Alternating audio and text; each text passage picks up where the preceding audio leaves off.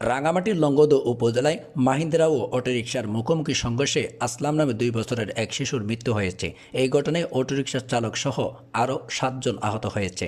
সোমবার সকাল 7টার দিকে উপজেলার ইসলামাবাদ এলাকার নাজিম টিলা নামক স্থানে এই দুর্ঘটনা ঘটে। স্থানীয় সূত্রে জানা যায়, বাইট্টাপাড়া থেকে দিঘিনালাগামী একটি মাহিন্দ্রা এবং সোনাই 5 নম্বর এলাকা থেকে ছেড়ে আসা একটি অটোরিকশার মধ্যে মুখোমুখি সংঘর্ষ হয়। এতে অটোরিকশায় থাকা চালক সহ 8 জন গুরুতর আহত হন। স্থানীয়রা আহতদের উদ্ধার করে লংগদু রাবেতা হাসপাতালে নিয়ে যান।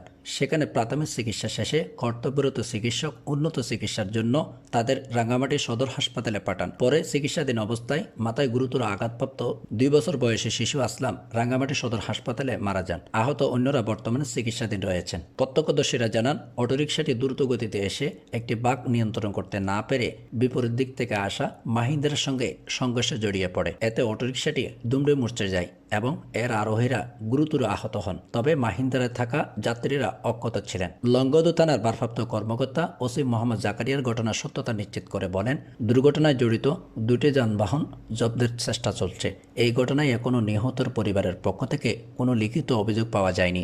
অভিযোগ পেলে আইনগত ব্যবস্থা নেওয়া হবে। এদিকে দুর্ঘটনার পর স্থানীয় সচেতন মহল সড়ক নিরাপত্তা নিশ্চিত করতে কার্যকর পদক্ষেপ নেওয়ার দাবি জানিয়েছেন। তাদের অভিযোগ, লংগদু উপজেলার মানুষের চলাচলের প্রধান বাহন মাহিন্দ্রা অটোরিকশা ও মোটরসাইকেলের চালকদের মধ্যে অপ্রাপ্তবয়স্ক অদক্ষ চালকের সংখ্যা উদ্বেগজনকভাবে বেড়েছে। প্রশাসনের নিয়মিত নজরদারির অভাবও রয়েছে বলে তারা দাবি করেন। সচেতন মহলের দাবি, দক্ষ ও লাইসেন্সধারী চালকদের মাধ্যমে এসব যানবাহন পরিচালনা নিশ্চিত করতে প্রশাসনের কঠোর উদ্যোগ নেওয়া জরুরি।